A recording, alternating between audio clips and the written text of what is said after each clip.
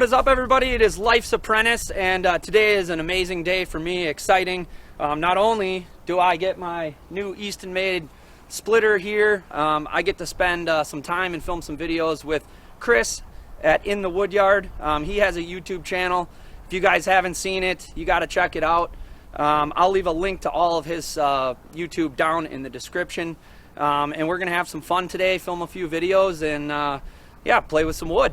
Split some wood. Split some wood.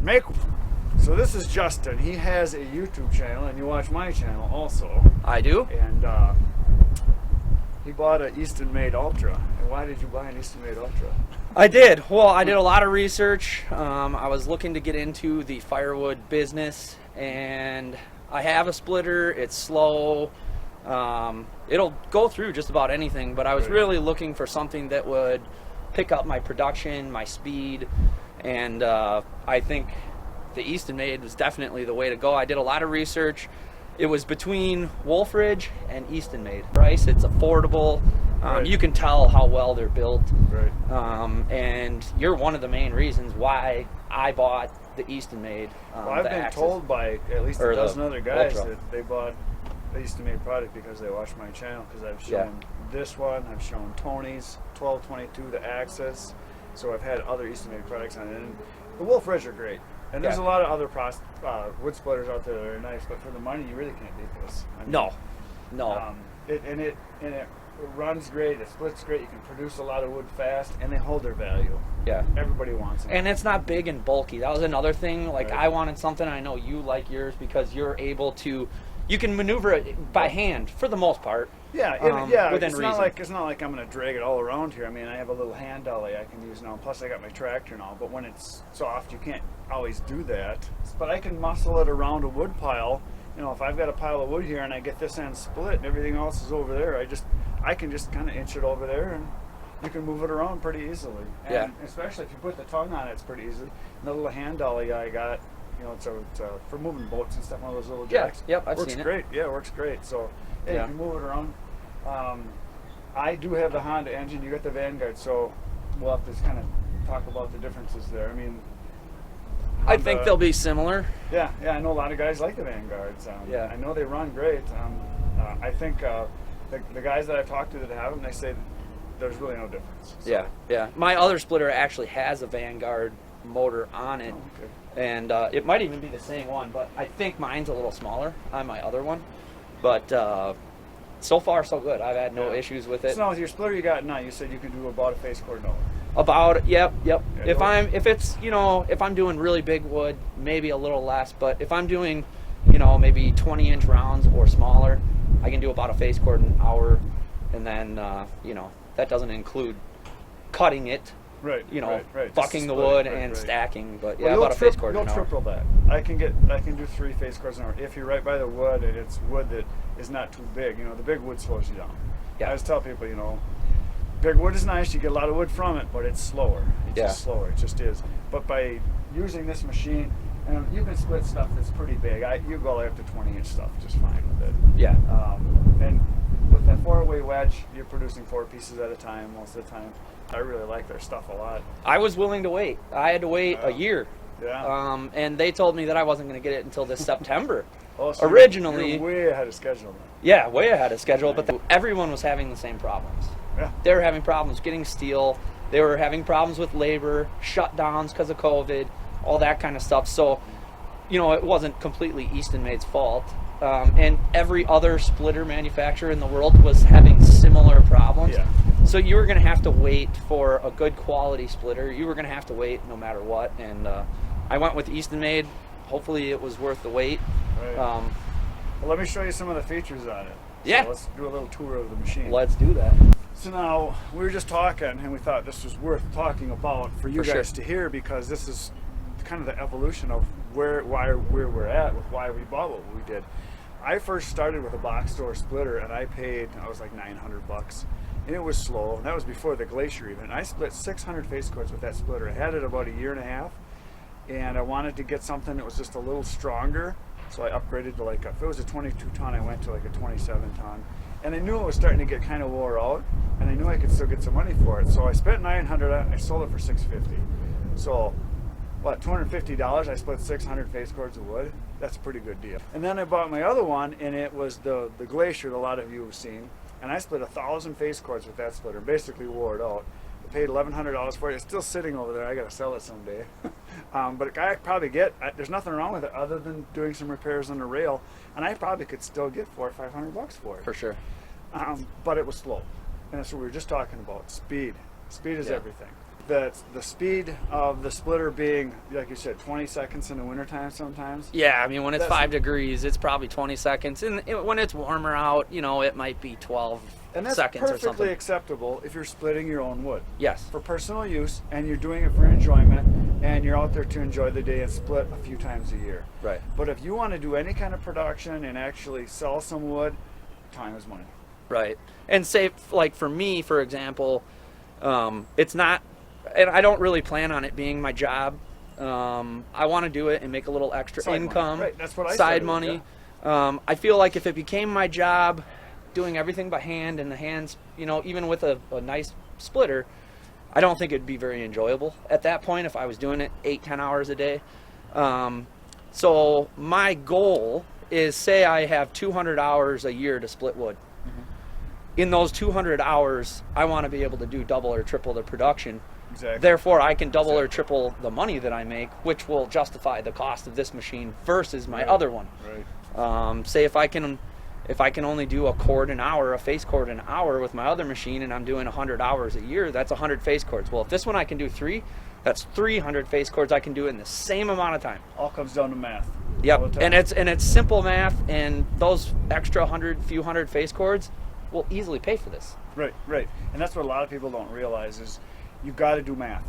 You got to look at what's your investment, not just in the time, but not just in the money, but also the time. Those two things. Yeah. And you got to look at what can you physically put into it, what you're capable of, time-wise, what your body can withstand. Because I mean, the slower it is, the more you're going to be standing there splitting and lifting. Yep.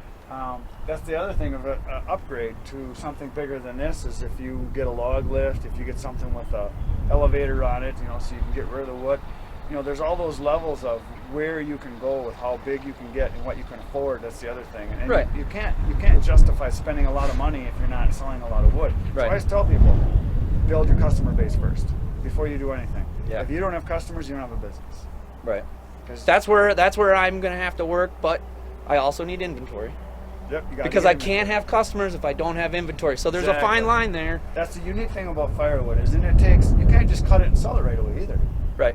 You've got to have it so that it's aging and drying, and so you're at least 6 months, 9 months, a year out for most cases. Right, right. So it doesn't just happen overnight. Right. But speed is huge, and that's one of the big things. So I gradually upgraded, just like you're doing, just like a lot of the other people do. And you got to get to the point with your equipment that you can get better equipment so that you can produce more, save more time, and make more money, if that's your goal. But for the average guy, you know, you really have everybody, no matter who you are. You only have so much time. I have an addictive personality, and when it comes to business, I never do things half-assed. And my wife would yell at me, you know, because she knows where this eventually leads based on other endeavors like this. Exactly. And I don't know if this will be the end all, you know, for my firewood business. The Ultra might be the top for me. But I know that I got a good machine. It's faster, you know, reasonably priced compared to some of the alternatives. You'll never lose money on it. No, This no. will hold its value. And I could probably sell it tomorrow for more than I paid for it, just based on the weight. The wait time, yes. Yeah. People want them. When we put 20s up for sale, we had 30 guys like within 2 days. I want it. I want it. I want it. Yeah. And how much? How much? How much? It's not for sale. It's not for sale. Okay, so now on the Ultra, obviously you know that it's not a real heavy machine. It probably weighs 700 pounds, maybe 8. I don't know. People will know in the comments. It's not too heavy that you can't move it. And the nice thing is that you have a tongue on either end. So you can Ultra, we've got removable tongue, which all of the Eastonmade products have. It just slides in, and then it's just a pin that you drop in. And I have found that the easiest way to move this when you don't have the tongue on is you can stand right here and grab it right here. And you can pick it up, and you can move it around just fine, just like that. So in a pile, you can spin it around, you can pull it forward, move it backward. but the tongue is easier because you got more leverage, obviously, because you're out here. So I grab it like right here, and then you got more leverage, and you can move it around pretty easily and spin it. So, and it's heavy. It's not like light, but you can move it. Yeah, and yours will move really easily because it's brand new. Mine is good. So there's a pin on this side. Give this one a spin. There we go, like that. You pull that, and then you go over to the other side, and just give that a yank. And it's out. And then this is adjustable up and down wherever you want. And it probably goes from what, like 2 inches maybe off the deck to 6 or 8. You can let it go all the way down if you want. Oh, I suppose. Okay. Just leave it all the way down, and it'll work just fine like that. But yeah, you can go up. Tell me when I'm on the bottom hole. Down. About right there, About probably? right there, yeah. Yep. So that's a good 6 inches, maybe 8. Yeah, that's pretty high. See, I just take a chunk of wood. That's what I do. Put a piece of wood when you're by yourself, because it's pretty heavy. It probably weighs 60 pounds. You can't really just one-hand it. Right. And then you can put your pin back in, and you can have it. So yeah, if you want big splits, that's plenty big. I mean, that's probably a good 6 inches. Yeah. So plenty good. I also have the single wedge, which I rarely use. Some guys maybe less than that. Not much. This will pretty much do everything. And if you get a piece that is nasty and you can't get through it, don't use it in the center. Put your chunk of wood off center and just use one of the wings. That's what I do. Okay. And you can just take pieces off that way. That's what I do. And it seems to work really good. One I've seen you in your videos too, if it gets stuck, you just hook a chain to this. Yep, but be careful when you hook your chain. You can use these chains actually. Yeah. When you do that, you hook it around your piece of wood. Make sure you're secure so it doesn't come flying back at you, number one, because you don't want to have that piece when your push plate is pushed forward and you're on the wood and you're going to go around this. You want to go around right through here, but don't hit your cylinder with the chain. Yeah. And don't ever let it retract all the way, because Yep. you're going to have that chain pinched between there and you're going to ruin your cylinder. Yeah. Yep. And you don't want to do that. So No. when you go back, just barely touch it and have it just come back real slow, and you can jerk that chain off, but just barely touch it. Don't just let it hammer, because it's auto retract, so it'll come back and all of a sudden Right. you got If you're problems. not paying attention. You have problems. Yep. But it does work good to do that. Yeah. So, and I, like you're asking before, I do lubricate my rails, and the reason I do that is because I'm down to metal on metal. It's not paint anymore. What the heck? The sun came up. Does that feel nice or what? Oh God, yeah. Just so you guys know, it's like 30 degrees today. Yeah, we have windy. a wind chill in frickin' middle of April. Yeah, they said the wind chill was supposed to be in the teens today, and Yeah. it feels like single digits. After a long winter, it feels like a beautiful day, I think. Yeah. So, Better than 15 below. one of the other really nice things is that it has full-size tires, and the full-size tires enable you to tow it Yeah. pretty much anywhere. But What are those, 14-inch, something like I that? don't know. They're pretty decent-sized tires. Maybe 12 or 14s. I think they're bigger than 12s. They're probably 14s or 15s. I don't know. I can't read. I can't see it either. 15s. It says 15. So 15s? if that's the size, it says 15 on there. Yeah, that's what they look like. They're greasable.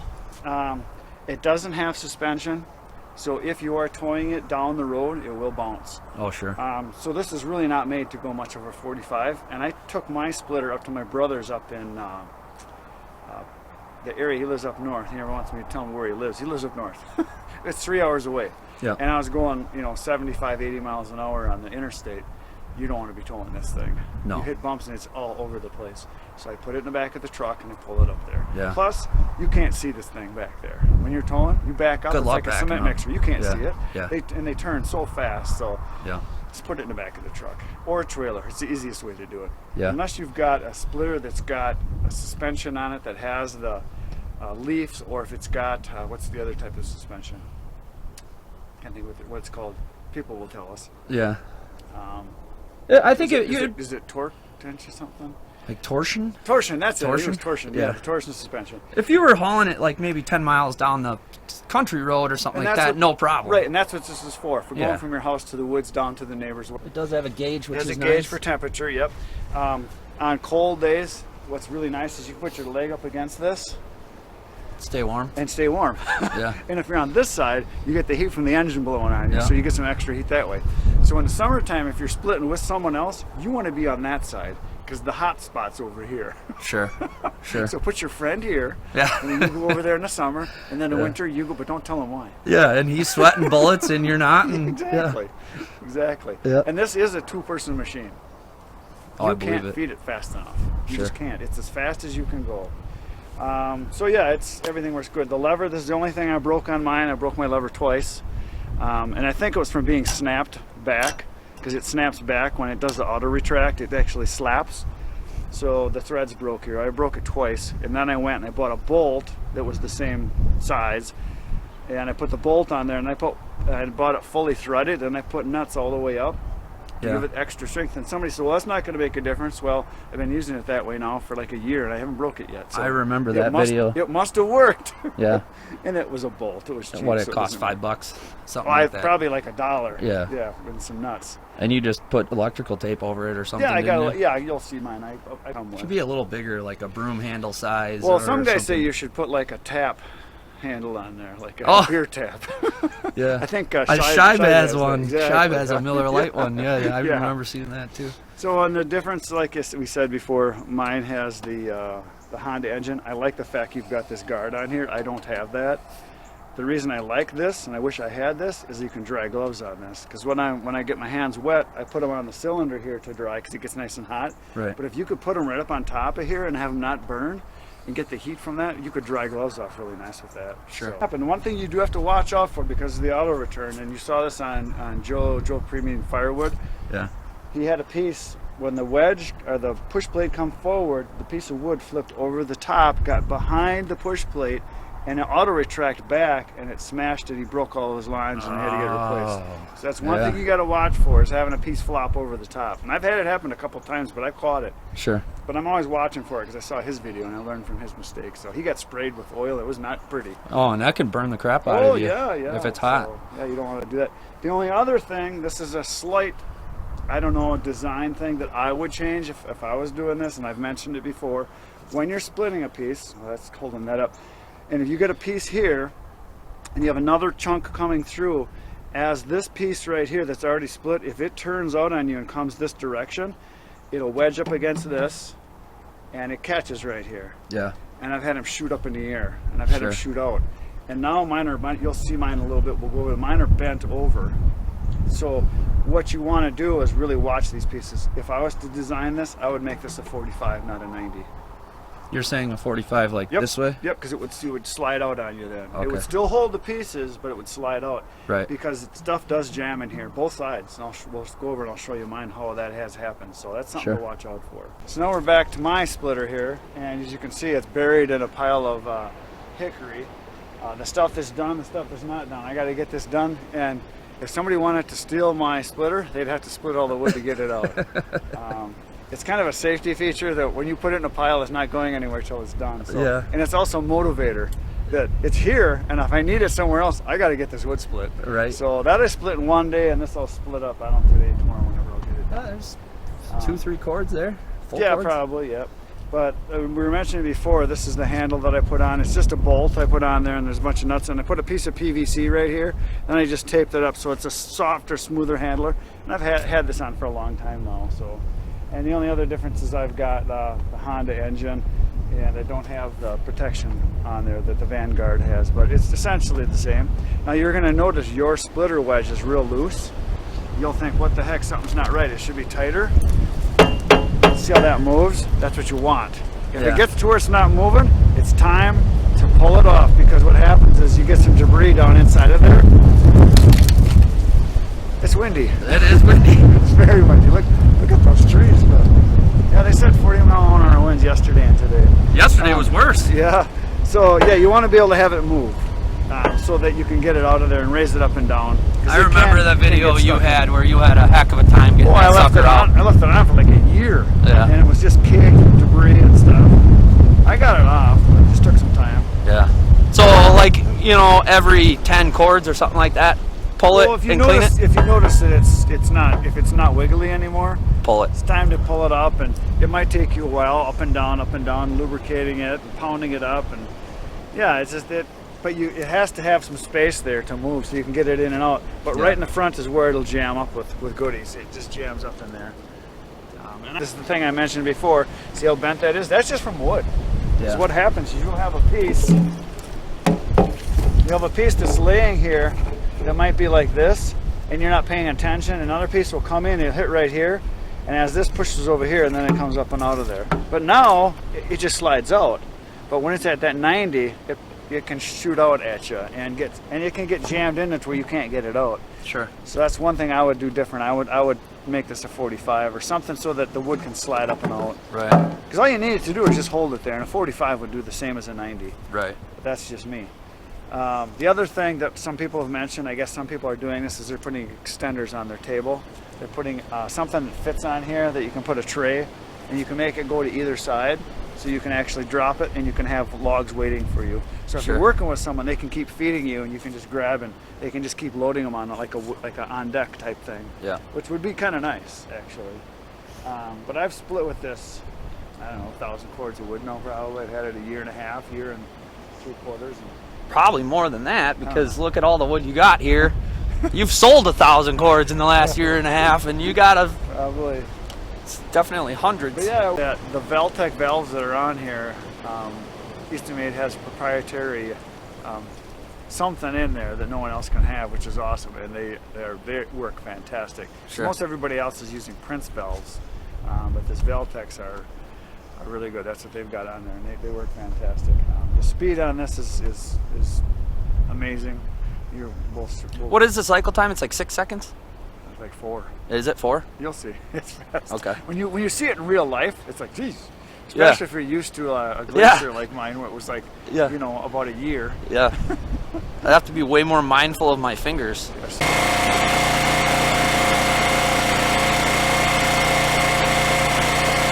I'll hold the new mobile pin. You got it?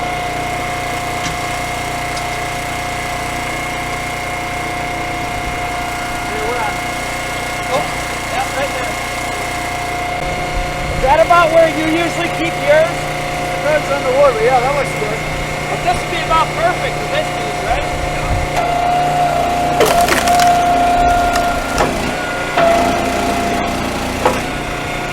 That is so fast.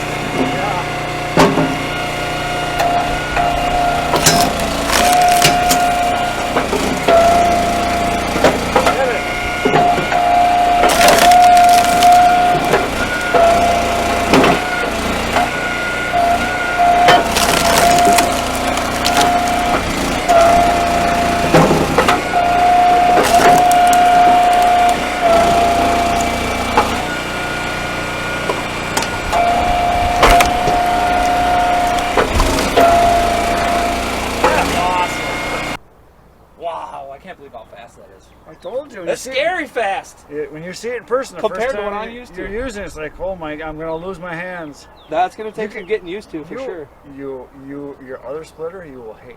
This is the size most of my customers want. They want to be able to. The woman at the home needs to be able to pick it up with one hand, or one of the kids, to put it in the fire. Yep. And when you get those big all-nighters, those quarters from the big rounds, where you have to use 2 hands and they weigh 30 pounds. That's boiler wood. Yeah. People that I sell to for firewood, this is what they want. Even the way that I burn at my cabin and at my house, I have a small wood stove. And 16-inch piece, you could fit, I don't know, maybe 5 or 6 pieces like this if you really packed it tight. Yeah. But in order to keep a good hot fire in there, you need smaller pieces like this. Well, by the time you split 2 pieces with this, mine is returning. It's back. It's back. Well, like I said, if we have a stack of wood here, and we can go split with mine for a little bit, we'll go and we'll show you how fast we can feed it. Yeah. Because mine's back in the wood pile, so we're going to go back there and I'll split it for a little bit for your video so you can see. Yeah. And with the auto return, I mean, you hit it, as soon as it's done, you hit the go. By the time you turn and you get your other piece, it's already done. Yeah. It beats you being ready before you can have another piece up. But with 2 guys, it's about as fast as you can feed. And sometimes it's a different angle. Sometimes you have a piece you have a crooked cut. You've done that. You've never cut crooked, have you? Oh, never. Yeah. I don't have steel. So it'll shoot up on you, or it'll tip out on you. Yeah. You gotta watch all that. And if you got a crooked piece, it's always better to have your crooked piece be into the wedge, because it'll bite it. Yep. Whereas up here, if it's crooked, it can shoot up on you. Yep. There's all those little things you can't tell people. They got to see it. And no matter what, you're going to have crooked pieces. I don't care who you are. Yeah, it Within happens. reason. It happens, yeah. Yeah. Especially with tree service wood, you're going to get some nasty crap. But Yeah. the price is right. Let's go back and do some splitting. We'll do pumps for a few pieces out a little quicker because we had to carry this up here. Well, it took us longer to get it started. All right, that's it for this video. I hope you guys enjoyed it. If you did, please hit the like button and subscribe if you haven't. Go and check out Chris's channel, In the Woodyard, on YouTube. He's got tons of content, daily videos, and just does a really, really good job filming firewood and outdoor type content. If you guys did enjoy today's video, make sure you hit the thumbs up, check out his channel, and we will see you guys on the next one.